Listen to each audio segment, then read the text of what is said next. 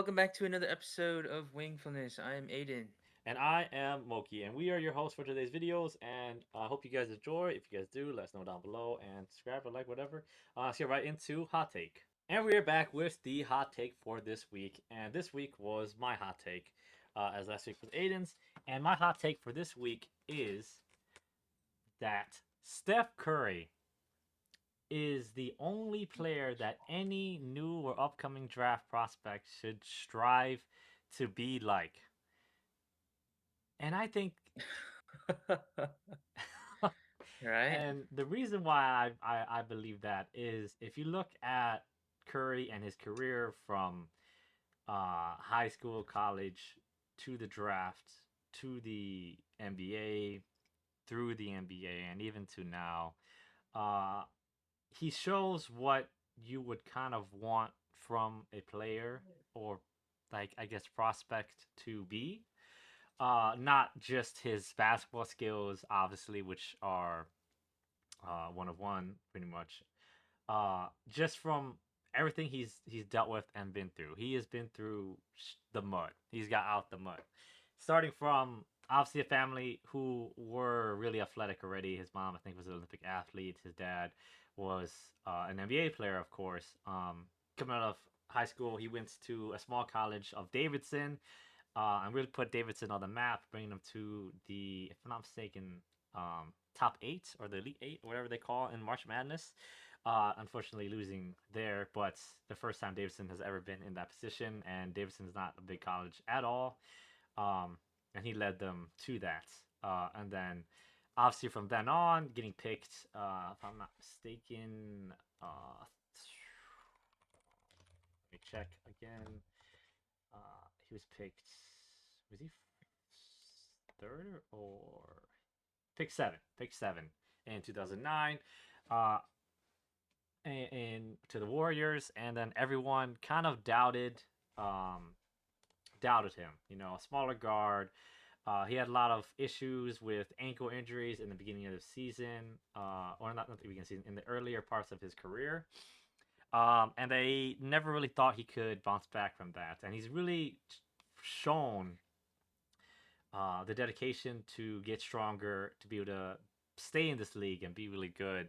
And then he broke the mold of small guards can't really win or do anything like that, as we've seen through the years. And he, on top of that, he changed the game. There's the narrative of jump shooting teams cannot win championships, and he really paved the way, or led the way, I guess, for jump shooting teams to be able to win, as we've seen of his 3, 4 rings, or not 3, 4 rings, 4 rings, of course, throughout the years, and how much the NBA changed just from him.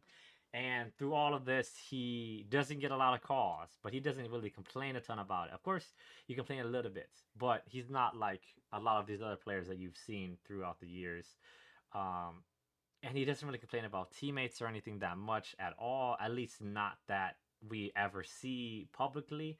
I'm sure obviously everyone has their own gripes about players or people in general, but we've never seen anything like that at all.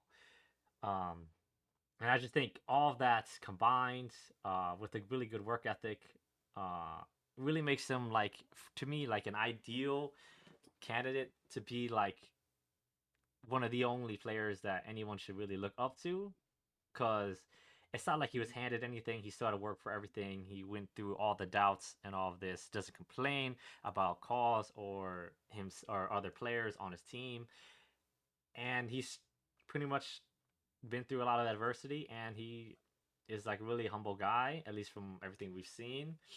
Um, and I guess I'd like to hear what you have to say about it or feel. I mean, I don't I don't disagree with it, but like it's not really I don't know, I guess it's not really it's just I mean yeah. I get it, but it's not really something I don't know. Like a player should really care about. It's just uh oh, it's just you just be you. you know, these players are there who they are. I mean, yeah, you want to mold your game, play style, whatever after a player, yeah. But like, you know, to strive to be like Steph Curry is just, Well, I didn't mean I like mean, strive. I meant to be like, and not, I didn't even mean like the basketball side of it, of like jump shooting or whatever. yeah, I know, but okay, okay, but even mentalities like or whatever of Steph is just like, sure. I mean, yeah, I mean, you want to be the best. You want to be the best of everyone. That be not even like, you know, like Kobe mentality, or you know, or even play style, or just be a good person or whatever. Sure, like a lot of people would want to be like that, but it's just like, you know, there like, is there really, you know, like, sh- does a player really think like that? Like that they should or need to be like, oh, I need to be like Steph Curry. Like, no, I don't think a player is thinking like that at all. Well, I definitely don't think that, but But like you see guys who but that's what follow you in the said. footsteps of like Kobe or MJ, right? And a lot of the time, like it is good. Don't get me wrong, but then it does come to some its own conflicts and all of that. And some people follow like LeBron or Kevin Durant, and obviously everyone is their own person and their own player. But obviously there's like, I guess I would say the mental aspects that could be taken into, or sometimes some of the play styles, to where I think of all those options, I think they should try to be more like a guy like Steph Curry, who has been through so much.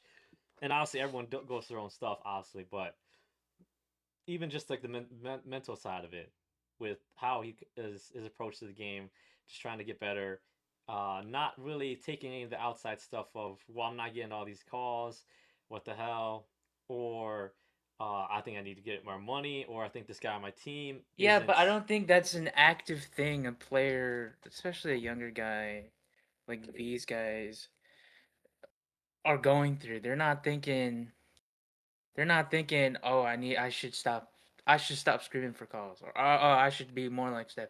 They're not thinking like that, and they're not thinking, "Oh, I should be like LeBron and, you know, playing, or I should be like Kobe and do this. I Well, should be I like mean, I get Michael that, but I Jordan, do think like that." internally they should be like, they Well, should they're not understand going to that. do And well, that. that's what I'm saying, is That's where I that's think. but they should understand that's on the person. That's it's really, if they were born or like taught like the way they grew up was kind of like Steph, and then they could understand, oh, I should be more like this. Then yeah, but these people, like, these are all their own people. They're their own person. They're not gonna be thinking.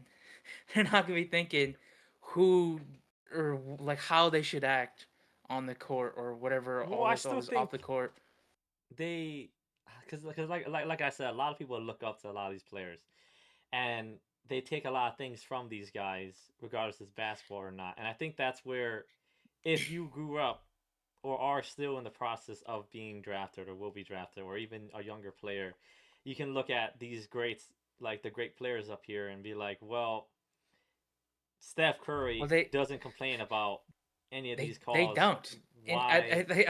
Well, I it's think just, some people do like look at these guys, and even it's yeah, and like, that's good, but that's just who they are. no, That's the I that's understand, but just I the think that difference. You it should can't be you like a can't good just say these baseline. younger guys should just do this. I mean, they should, sure, but some of these younger guys aren't going to do that. Some of these younger No, guys I understand grew they up aren't. rich as fuck. A lot of these younger guys grew up rich as fuck, and they don't think about a lot of these I stuff. know, but You that's know, where it's I the way they say, grew up. for ones who are privileged or even aren't, because they all these basketball players look up to someone, and they have some part of their game in it, regardless of the fact of if it's the mental of, uh, let's say, like Curry not complaining for calls, or like foul baiting or anything, because some people just do not respect it, and then they will put that into the game. And you see a lot of guys who don't do those things, regardless of, oh, it's this one guy or like these two guys. It's just that's part of the game. But I think if you're going to look up to anybody, as a younger player growing, you should definitely look and notice these things of like all of these good players like Steph Curry who have been through all these things and doesn't like, well, if Steph Curry doesn't complain about these calls, then why should I? You know, he's such a great player, one of the greatest players of all time. I understand that they probably I won't. don't understand what you're I like sure. Yeah, but like that it to me it makes no sense. Cuz like if I grow up watching LeBron, I'm not going to be like, "Oh, you know what? I should think more like Curry." I should not complain about like who like it's kind of I just the get way what they you grow up. mean, If they grow up with Steph, then sure, they'll be like, okay, they'll grow but up and then like, that's kind of oh, what I they'll mean. Where see I feel this, like this, and more that. players should look up to Steph as more of a role model But than they're the other ones. I know you're saying they're not, but I'm saying that that's the hot take of me is saying that they should, regardless if they're of they oh, that are okay, not going okay, to or yeah, not. they should, but they're I like okay, they're not. That's what, Like I don't know what's I don't know what you like. This isn't like this isn't like a like an easy like oh yeah they should do this because of this like oh a player shouldn't do this so they'll get injured more easily but like this is just different. This is just like this a player should act or look up to another player like this because he's whatever because it's just he's just a good personality, good mental, whatever. I'm like a player is not looking at that kind of thing or not. I'm not gonna say not every player, but I mean sure some players are. Like a lot of these guys aren't gonna be looking at that stuff, and they're not they're not gonna be um choosing to look up to Curry or whatever just because of what he's been through, what he does and how good of or whatever he does and whatever and whatnot. It's just, I mean, yeah, that can be your hot take, but like, okay, I mean, I guess it's just like, I don't know, like, I mean, they can, I don't know, like, what are, like, it's, I mean, they're not going to. I mean, well, see, they, that's I mean it's just, that's the whole point of it being a hot take is that I know they probably won't, but I think it's like they should, like as a role model, right?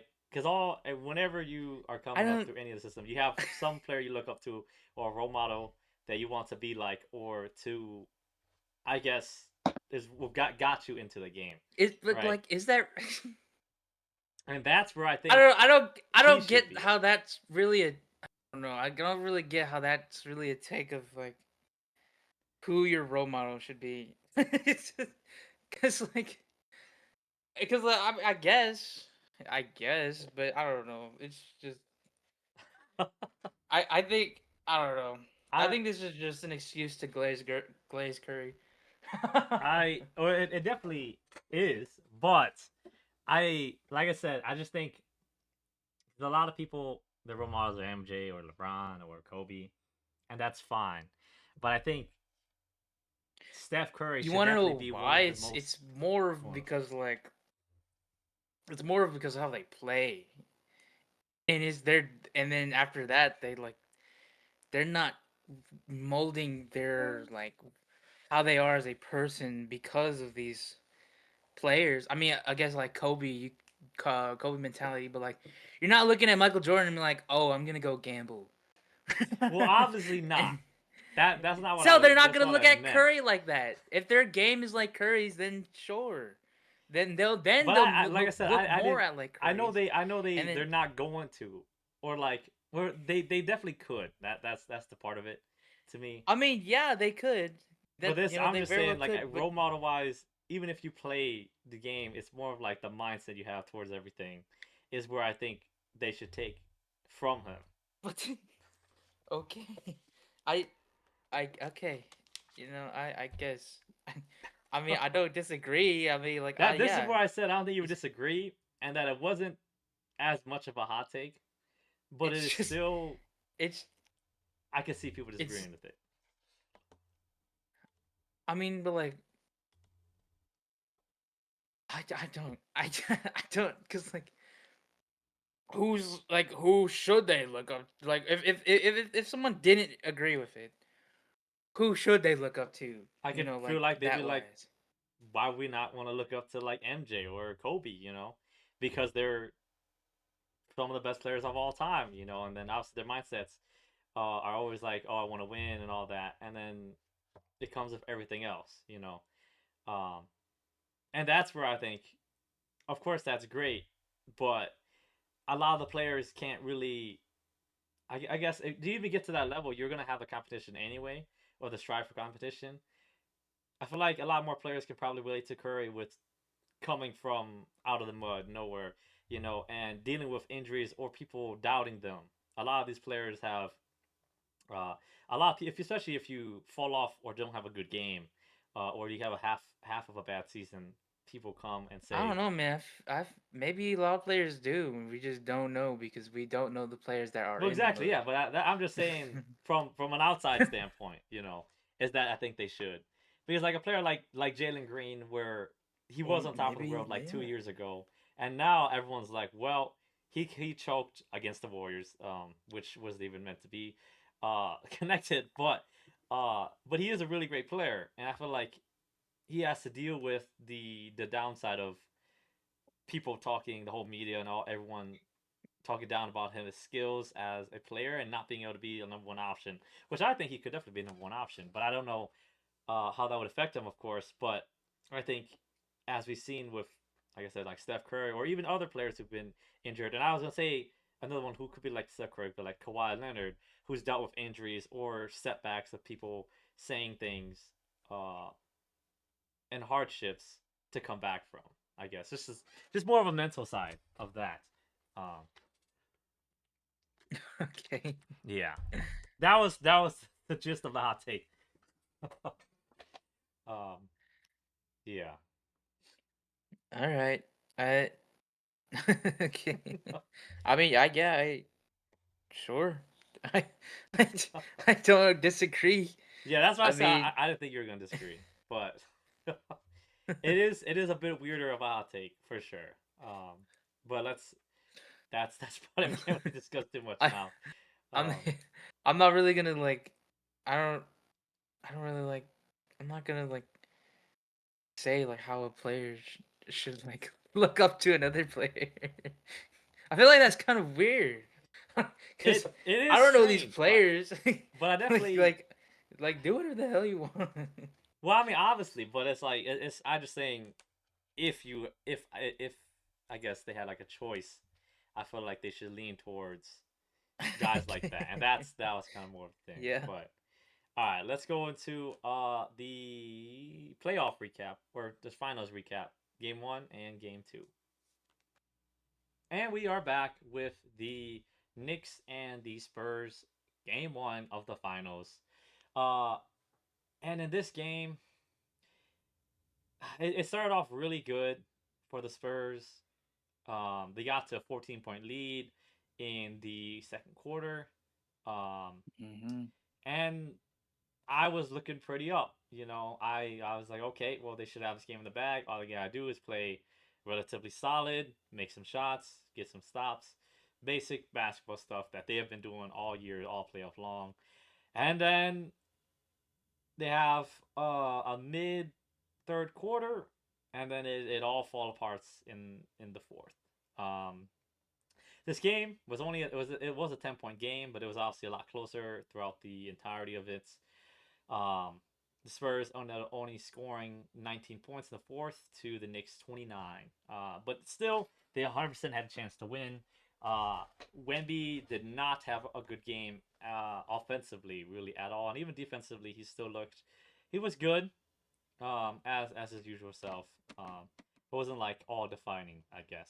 He had 26 points, and you may think that's a lot, but he did shoot 12 free throws, and he was only 6 of 21 from the field, 2 for 9 from three, six Yeah, turnovers.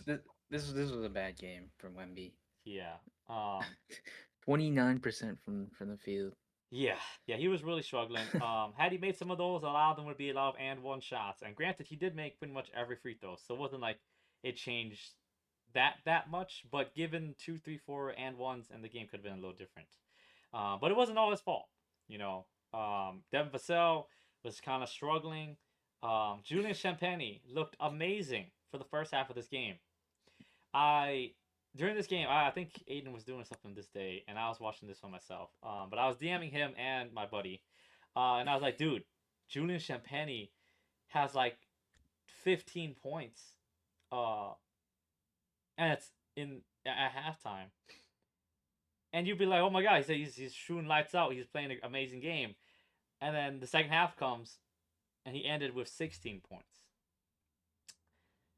and that is kind of unacceptable for one of your starters. Like he was just, I know they started guarding him better, but he was just not there after that. He still had 10 rebounds, which is great. You know, don't get me wrong, but he still lost the game. So as I said before, rebounds mean nothing to lose the game. Um, Dylan Harper started off amazingly too. I think he was the leading scorer for the Spurs throughout the entirety of the first quarter. I think he might have been the leading scorer of the game at that time. And then Yeah, he was. he kind of just started to fall off. And then, as much as I disagree with Coach Mitch Johnson, so he had his reasons. A lot of people did. He took out Dylan Harper for De'Aaron Fox in the fourth quarter in the final 8 minutes when Dylan Harper was playing great. This is not Dylan Harper's fault at all. He played great. 28 minutes, 16 points, 6 for 10 from the field, 3 for 3 from three, not for 3 from free throw, 1 for 4 from 3, 8 rebounds as the bench off the bench. Um, but De'Aaron Fox had an unacceptable game. And we talked about the video's not out yet, but you hear that we talk about him in our stocks video. But besides the point, he went 7 points, 3 of 13, 0 from 4 from 3, with only 5 assists and 3 turnovers and 5 fouls. That's just unacceptable from your starting point guard who is making a lot of money that you brought in, right? Who is an all-star this year to help this team win, right? And he is a great playmaker. Not great. He's a good playmaker and a ball handler. But his offensive game throughout this entire series, and not entire series, throughout his entire playoffs, has just not been there. As your veteran Yeah. guard, missing 10 shots in a game at home is kind of unacceptable. We need more from that, you know. Stephon Castle, 7 of 16, was fine. Missed a lot of 3 pointers. Still not the greatest offensive player. Played okay on defense. There's a lot of times in this game where it looked like the Spurs kept letting the Knicks go on runs and then they catch up after the second half. Because in the first half they were killing them, and then it just all fell apart. The Knicks had an amazing series. OG clutch shots, 3 for 6 from three, 5 of 12 from the field, 17 points. As I've been saying, OG has been one of the most consistent players throughout this entire playoffs, especially for the Knicks. You can always count on OG. Cat played defensive, played great defensively against Wemby, and everyone has the he was talks like, yeah, he was too quick for Wemby. He was it too quick for Wemby. he was too strong too. It seemed, Yeah, yeah, he ain't no Chet. He he ain't no Chet. he is definitely not Chet, but yeah, he And then stopped him. yeah. Yeah, 18 points though on 7 of 15 was fine. Um, and he was dishing out passes as well, as people sometimes called him Carl Anthony Jokic. Um, although he only had 4 assists, but that's the second highest on the team. That's what KB always says. Kenny says. Um, yeah, and Jalen Brunson still 30-point game. At the end of the game, he came clutch. He was having a struggle all game, and then fourth quarter came, Yeah, third quarter came. yeah. He was shooting lights out. He had a couple of up and under shots of guys, and it was like, what the hell? And I definitely understand why Knick fans are so for Jalen Brunson, you know, and why people call him one of the most clutch guys in the entirety of the NBA, if not in all of NBA history. You know, he has some of the most clutch shots, and I think he has the most clutch points um, Probably. in the playoffs for the past like 3 4 years, if I'm not mistaken. Which is kind of crazy. Yeah, Landry Shamet, great game too. Off the bench, 30. He played 33 minutes when anyone else was in foul trouble or this needed to. 13 points, 5 of 9 from the field, 3 of 6 from three again. solid guy. Jose Alvarado came on the court for 11 minutes. He scored 7 points and got a steal and 4 rebounds in 11 minutes. Uh, Grand Theft Alvarado is just too good. He also got 3 fouls in 11 minutes. He did, but his job is to try to steal the ball Yeah, he and did his he put job. points up. So it's like bench player. That's all you can ask for. It was more the Spurs choked this, and Jalen Brunson took it from him. Yeah. Yeah, yeah, they really did choke this. Talk about the other game, but yeah, this game was winnable. uh, Yeah, yeah, and the Knicks, they just play such well-rounded basketball. Like yeah. if you need one of the guys to go off, they ain't go off. If one of them's having a stinker, I mean, look at Josh Hart. He was having a stinker on offense, but his 15 boards, 6 assists, 4 steals, 1 block. Oh my god, I didn't even talk about Josh Yeah, Hart. Yeah, yeah, yeah. Like if you just have that one guy not performing well, you can kind of just have another guy perform well, or you can just have the whole team perform well, and that's what kind of makes the Knicks so scary is that these five are just so they can just get so scary sometimes. they're so consistent with a Yeah, good backup line too. It's like yeah, yeah. Josh Hart. I forgot about them.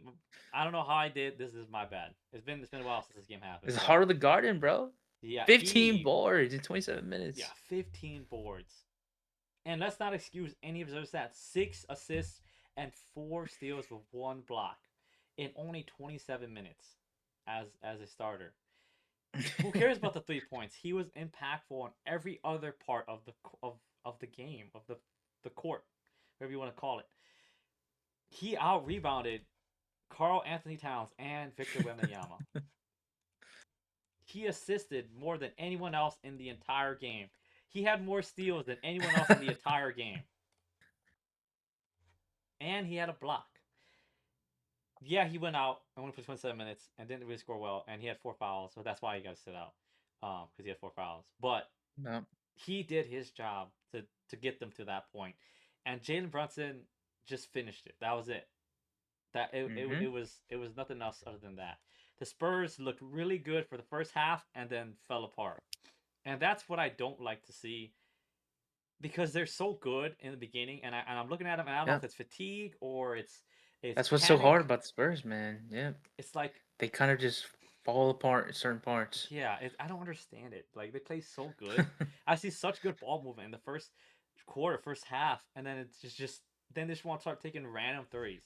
They shot 11 of 43, right? They had 7 more 3 pointers than the Knicks and made the exact same amount, right? Yep. And even from the Yep. field, they were just not good. Like De'Aaron Fox too. I can't Yep. keep pounding on him. He missed 6 of his 9 shots within the paint. hmm Wemby And also just could not. Yeah. Go ahead. they also had 5 more turnovers, and then the Knicks had 4 more steals. This the Spurs are just they just they just are so inconsistent. There's always that quarter or maybe even a half. It's just like something just goes wrong, something goes bad, and then the Yeah. Knicks are just so consistent with everything. You know, it's they get all their possessions. Brunson, as inefficient Brunson is, it's just he's such a good clutch and an ISO scorer. It doesn't even matter how bad of an inefficient scorer he is. He can just do it. Yep. In the moment when you need him to do it, he'll do it. And it's this whole team is just consistent, and then the Spurs they just slip up and they let it go. They just let it go. Yeah. I don't know. I was not a huge Jalen Brunson fan, but man, I understand it now. Like some of the shots he was making was so tough. Like it was just a guy in front of him, fade away midi. Wemby in front of him, big step back, fade away midi. Devin Vassell straight up arms. He has no more dribble under the right side of Devin Vassell. Shot made it. I don't know. Let's get to game 2. Um, All game right. two. Spurs again came out swinging, got to 34 points Mm-hmm. and in the first quarter, and the Knicks had 25. And then they fell apart again. Had a 9 point lead. First off, I think had a 12 or 14 point lead in the beginning, and then they choked that to a 9 point lead. Which I was like, okay, start off good as usual. Maybe they just clean it up this time. Only had 18 points in the second quarter. Gave the Knicks 31. It caught right back up, straight back up, as if nothing even Yeah. happened. And then the Knicks took the third quarter as well, you know, and that was when I really got worried because they were down at this point to go into the fourth, and the then the Knicks kind of went on a small run, and then the Spurs were down 14, and I was kind of like, oh shit, well they're gonna go down 0-2, and then the Spurs sprung back to life out of nowhere. Wemby was making shots. Castle made okay. De'Aaron Fox making shots. Dylan Harper, all these guys are making shots. And they came back to make it a 1 point game, if I'm not mistaken, or a tie game. One of the two. It was tied game. Yeah, it was a tied game. It was a tied game. And then it was so close. It was down to I think the final like 2 minutes when they were still neck and neck, and they were just going back and forth making points.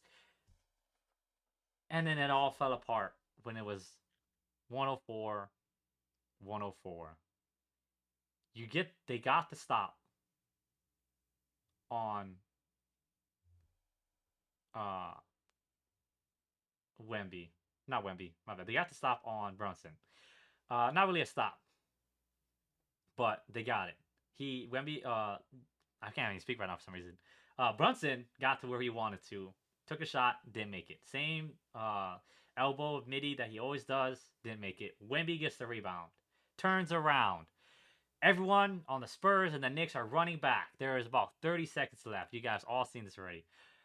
Wemby throws the ball onto Stephon Castle's back Mm-hmm. and turns it over. Jalen Brunson gets the ball, and Wemby, while running, could not stop in time and knocked over Brunson for 2 free throws. And Jalen Brunson makes one of the 2 free throws. So the Spurs have the ball in their hand, chance to win it.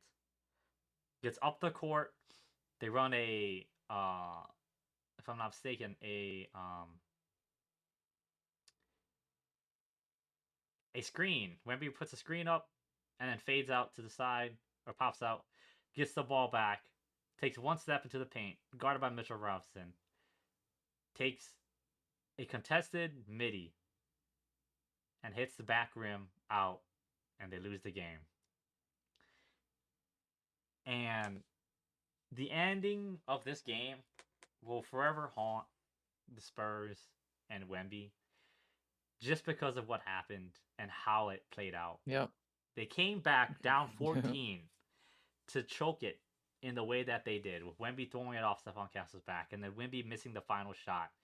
And granted, had he made that final shot, we would be having very different conversations. And a lot of players or a lot of people would be looking at this differently. When we had a great second half, started off really badly, and it had a great second half. 12 points in the fourth quarter, third quarter, if I'm not mistaken, and then he had another like 7 or 8 in the fourth. Besides the point, but that pass to Stephon Castle's back is going to forever haunt him. Although I will be fair, as a starting point guard, both the guards on the court, if I'm not mistaken, was Dylan Harper and Stephon Castle.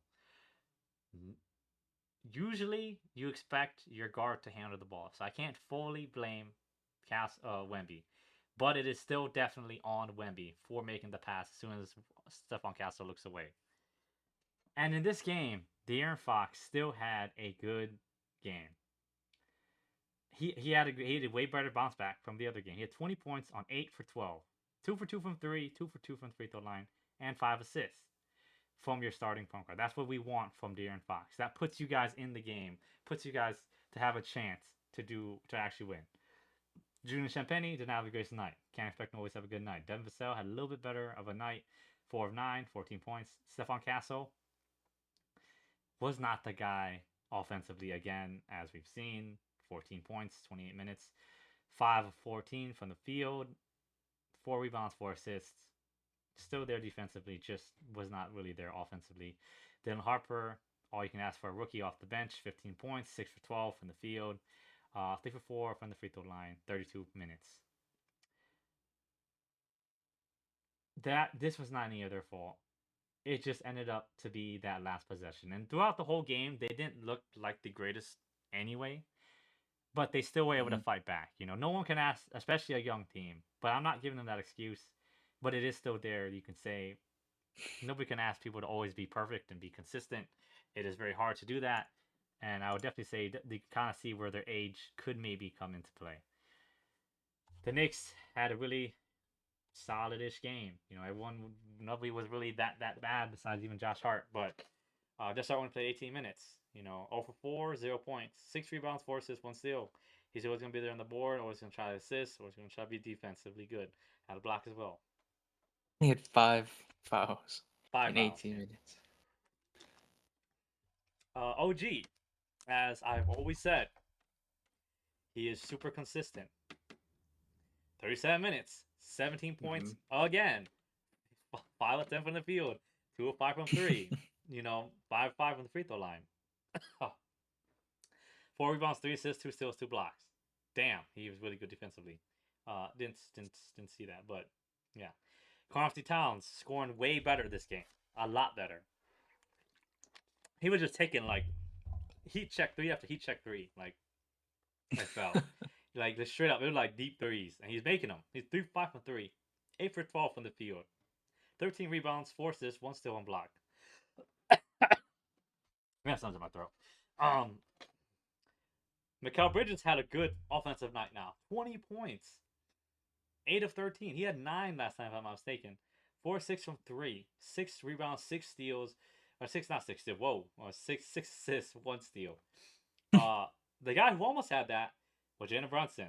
Again, just really solid. 20 points, 725, 2 of 8, 4 for 5 from free throw line, 5 rebounds, 6 assists, 5 steals, and only 4 turnovers for the majority ball handler. Landry Shamet again, 13 points, 5 of 12 from the field, 3 of 7 from 3. Off the bench is it's too impactful with 2 assists, 2 rebounds, 1 block. He's playing good defense too. Mitchell Robinson came on, had 7 points. Right, they played Hackamich on him during those times. At 7 points, he's just getting free throws, and he made 1 shot, or 2 shots. My bad. Was just very there, really good, like defensively to get the boards and the minutes that he did play. Um, but at the end of the day, it wasn't really like the Knicks were like amazing. I mean, they were just consistent, and the Spurs just were not playing to the level that we expect of them. Um, Nope. and then they fell apart, as we just said in the second half, last few seconds of what could have been one of the greatest comebacks we've seen against the Knicks. It's No, this was just a very winnable game. yeah, 100% Both games were winnable. very winnable. Yeah, And and it's gonna be hard going into Game 3 at Madison Square Garden to be like it's not gonna happen. yeah, It's to even try to take a game is gonna be super hard. Like yeah. I just I just don't know what you do, I guess, or like not what you do, but I just hope they're locked in for this next game because this is It's straight gonna be up do hard or at the die. Garden. It will be hard. But I'm hoping They needed those home wins. they at least take 2 games, like Lights might somehow. be too bright at the Garden. We will see. I definitely think, and I hope they take this next one, which is actually happening right now as we're recording this. To everyone else In watching and 15 listening. minutes. Yeah, 15 minutes. My bad, not right now, but today. Um, yeah. So hopefully they do better. I really, really would want them to come back, but as history has shown, um, no team has ever come back being 0-2 uh, from home games. Granted, there is only 2 teams who have ever done that, so it's not like it's a lot of history, just history. But of the teams that have ever come back 0-2, whether home or away, there also was not a lot. So There's only five. yeah, of probably like what 15, um, maybe not even. So yeah, this is going to be a very big task. I think for me, because I want to believe in how good Wemby could be, and if he has even a slightly better game, maybe this is a different outcome. That they have a chance, as small as it is, to take at least one or the. I want them to take both. I think they could take both if they play to the level that we expect them to play. Because both, like I said, both of these first games were doable, were winnable, not Hmm. doable, and this one for sure was. It was one bad sequence in 30 seconds that caused them to lose it. That I would hope Wemby's more locked in, the whole team is more locked in, everyone playing better offensively, and they take it. And I think their talent definitely can push them to that. They have obviously never been down 0-2 before or 2-0 before, but I would like to believe that they could. Either way, whether the Knicks win, um, I guess the finals, or the Spurs win, it's going to be crazy narrative no matter what.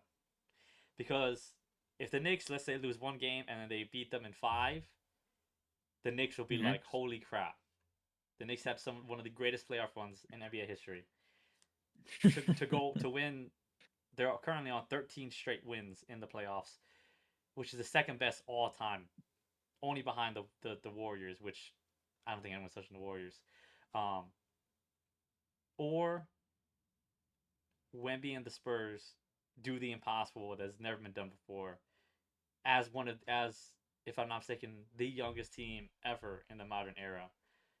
That would be absolute history. Either way, it's going to be crazy depending on the outcome. Obviously, I want the Spurs to win. I think Aiden wants the Knicks to win just based on everything, but I really don't care who wins. fair. Yeah, I mean, it's neither of our teams. It's historical for both teams, so Yeah, it. I don't. It's basketball. yeah, Shit, play. exactly.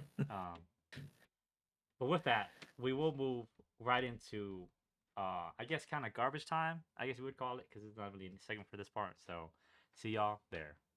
All right, and we're are back. I guess this is garbage time. We're just going to pick two guys from the draft, not in the top four, who we think next year will. I don't know. I guess just someone we're gonna sell high on. I Yeah, guess. yeah, that's a Yeah. really good way to explain it. Yeah. Um, my first one, I would probably go with.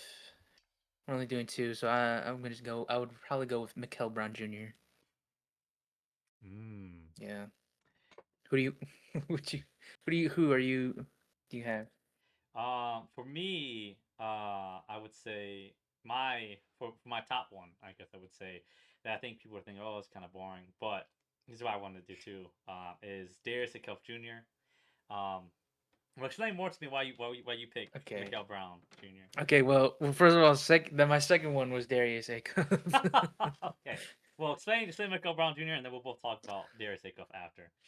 Well, from what I've heard, is just I've heard, you know, obviously these higher guys, obviously they're gonna be better. That's why they're higher.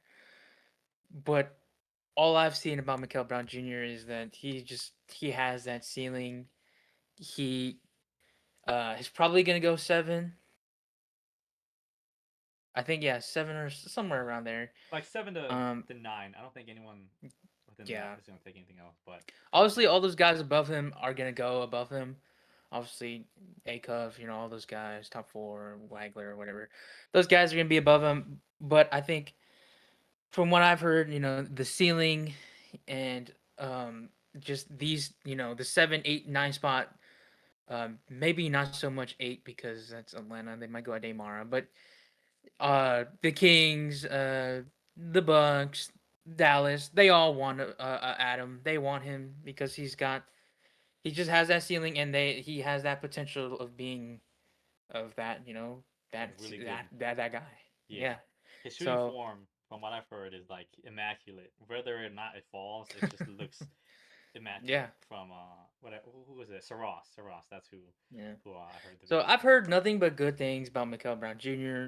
and I just think he could really hit that ceiling, as everyone else is saying that talking about him. So I have him at my one. Yeah, that definitely makes sense. I'm not gonna lie, he was my two. What? So it's kind of funny that we had the same dudes just flip flop. But I mean, for good reason. Mikael Brown Jr. is absolutely a really high upside guy, regardless Yeah. of production. Um, just because I think everything I've heard of, his size, his form, just would translate Hmm. really well into the NBA, which is always Hmm. what you would want to see from a player. And I think even though he is going lower than the guys above him, whether he goes at 7, 8, or 9, or even lower, who knows if he falls at all. I still think he will be better than everyone above him, besides my guy, who I would say Darius Cup Jr., and obviously the top four. But who knows how the top four will be, because that's what they say about every draft Hmm. almost. Um, but I think he could be a better player, whether next year or the year after. I just think it's like, as Aiden said, I'm selling really high on him. But I'll switch my second pick, and I think I'll shoot my second pick first because we both have Darius Acuff as our other one. So my second pick, if it was not Metcalf Brown Jr., would have been Cameron Carr. I know he's definitely a lot lower on the list than you would say of any of these other guys. He's around Hmm. excuse me, if I'm not mistaken, 10 to 14 to 15.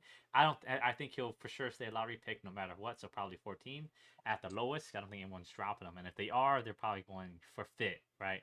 But he should for sure should be within the top 14 prospects. And I just think he had a really good draft combine this year. He dropped 30 points, and that was a really big one for a lot of teams' eyes to see against some of the top talents in the league, not in the league, in the draft, who are all respected players. This is not like college anymore. Where college, you have players who probably will not go to the NBA at all. This is guys who are fighting to get to the NBA. They're all playing their hardest. They're trying to show their best feats and everything. And he dropped 30 points on, I think, a win during their scrimmages. And the scrimmages aren't that long either, obviously, because you don't want people to get hurt. Um, so to drop 30 Hmm. points is Yeah. a really good showing, and throughout the whole year, he has really looked really good as well. Not like an amazing top prospect, but still a really good guy. And I also think that because the top four is so stacked, that if you took them away, he would have gone 7, 8, 9 to where we have Mikael Brown, and then I think Darius Acuff and Mikael Brown would jump up, of course. Yeah. Maybe he would even be higher than 7, 8, 9 in the draft without the top four going on. I think that's where you have to look at this draft as um if you want to compare it to other drafts, right? It would be like 5 and below is the actual top guys, in or like more regular, I guess, than the other four Hmm. guys above them. And that's why I got Cameron Carr up there. He just looks really good, size wise, pretty decent too. There's really nothing really to complain about. Just really good showing at the draft combine. Yeah, just really All right. good prospect. All right. And then since also I have Darius Acuff, I'll just say Kareem Lopez, because you don't want him on your team. But also, I've heard good things about Kareem Lopez, and again, he's the first ever Mexican-born first-round pick ever. So That I just, is a feat. I just, Yeah. I want, I just want him to have that a decent career. You Yeah. know. Also, you're down on him, bro. Like, I'm not you don't doubting want him him. to come to your. But it's I just know, but you don't want him to be on your there's so team. much better You don't want him picks on your that we could team. have that either helps us right now in the Warriors, Now you're doubting him because you don't want him or on your team. in the future. You're doubting him compared to these other guys. There That's you go. okay. There you go. There you go. But everyone else is, to be fair, besides somewhat the Warriors. And if you guys are questioning why we're talking about this, um, like a week or two ago, I've been following the draft for a ton. I've been looking up a lot of draft prospects. So was Aiden. And one of the reports came out that the Warriors really did like Kareem Lopez, and I was like, no way, because there's so many other guys that I want. A Dave Mara, Mikael Brown Jr., Maybe Darius he looks Acuff, up to Steph. even The whole Yaxel. thing, the whole debacle we had beginning. No, no, that's Maybe don't he's even got the bring that same. in. Maybe No, he's got the whole maybe that he same does, but I mentality, don't and think he's it's a such a good great idea. player. Hey, great, but yeah. Um, regardless, I don't know. That's fair. I mean, hopefully he does well. I'm not saying Maybe we'll against look him. at this I just in don't like want him. in 3 years, and they'll be like, man, the Warriors they gave up Kareem Lopez because Kareem Lopez Maybe, is just such a great player. maybe that's very, very possible. I don't think that'll happen, but who knows? That's the good thing that It we make could. these videos, so we can It look it very well back on could. it in a year or two's time. Be Very, like, or wow, they could he was just draft him, goaded. and then the next 3 years they'll be like, man, why did they draft Yeah, Kareem man, I was Lopez? right. You see that? That's also something that could for sure happen. But okay, on to the man of the hour. Not the man of the hour. I don't know why I said it like that. But Darius Acuff Jr. I think he is a junior. Is his last name. Or Yes, in this yes, thing. yes, yes. Uh, Mm-hmm. for me at least, and I'll start this because he was my number one. He was up there because he has just shown so much starlight and star power and upside to his game. He shot pretty good throughout the entirety of his college career. I'm gonna pull up some of the numbers real quick. He shot 48% from the field per 36. His per game averages was 48.4% from the field, which is great. From three, he shot 44% on five or six attempted threes per game, which is great. What you want from a guard. Obviously, Mm-hmm. it's not going to be as easy in the the NBA. Obviously, right? It's not. Damn. I'm gonna drink water real quick. It's not gonna be as easy in the NBA. His free throw percentage can be used a little bit. He only has to shoot 81%. Regardless of the fact, he gets 6.5 assists per game, and he just looks really good. He is, if I'm not mistaken, coached under one of the most legendary coaches for guards. And I have to actually pull this up online right now. Let me. Uh, John Calipari, who has let me I pull up the list again, sorry y'all. um let's see.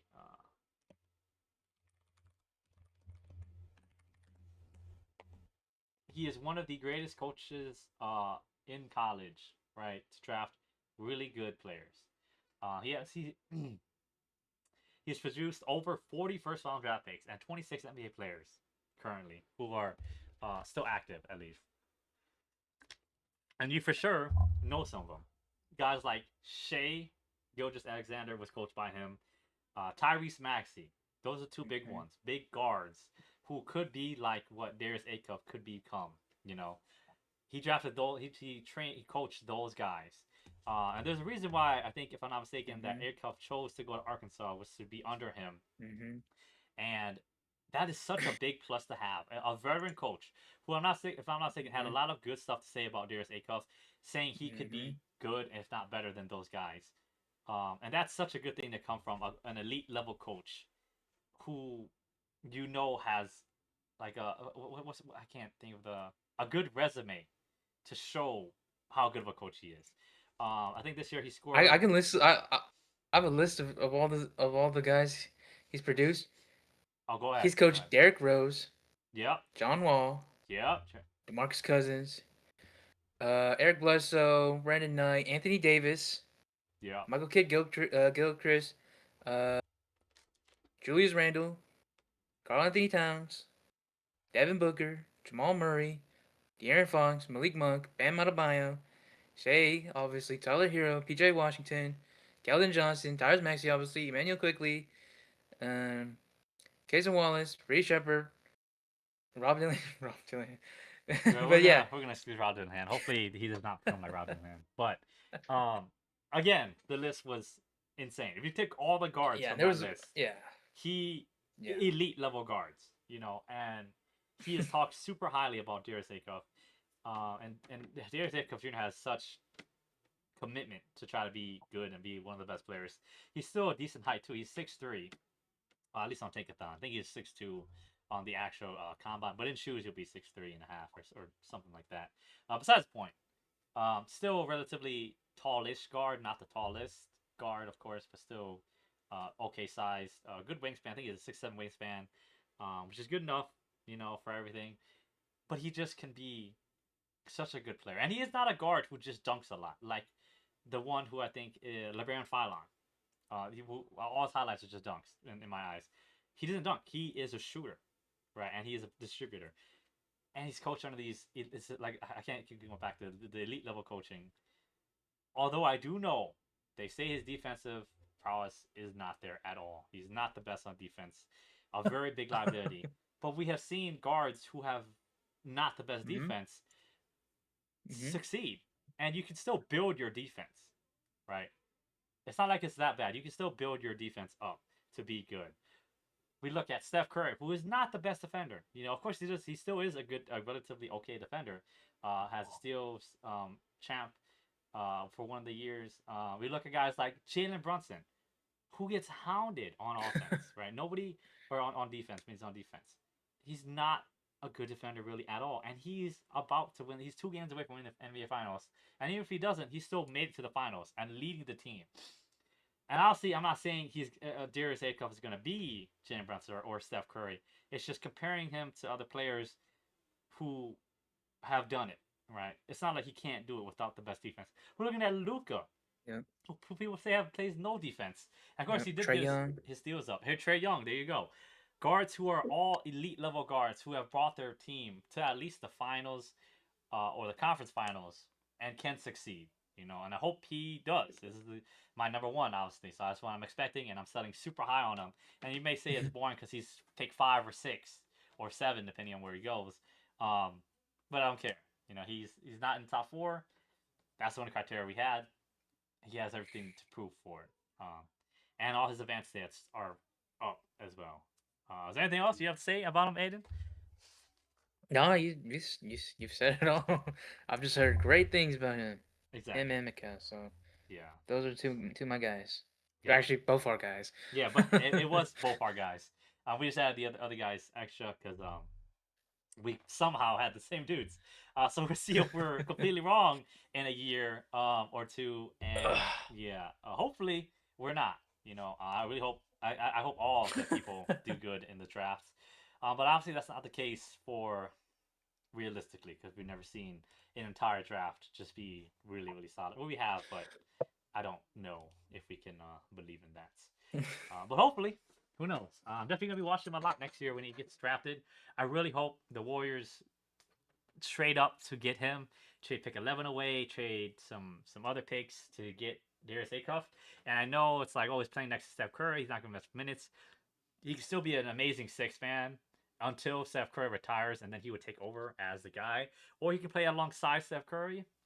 And then you run a little pick and roll action with them, still have them as primary ball handler, kind of like how the Spurs are running, and we see that work completely fine with 3 guards. All playing relatively the same thing, all relatively the same height. So yeah, that's what I would want. But is it realistic? Probably not. But he did have an amazing workout with the Warriors, and they said he was absolutely fucking incredible. Their words, not just mine. So that's something I would really look forward to. Probably not possible though, or realistic, but who knows?